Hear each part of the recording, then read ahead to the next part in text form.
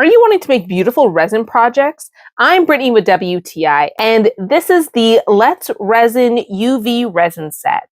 They come in 3 different containers. You have 2 top options, the initial one it comes with, and then the nose nozzle for pouring. Once you peel back the seal, you are ready to start creating some beautiful things. I made little beach jewelry, so you just get your sand ready, you can pour the resin onto it, mix it up, and now you can put it in your tray. To get the color of the water, you have to use resin pigment. So you just make sure you add resin. You can see how well they merge together, allowing you to pour, to spread, and make beautiful waves.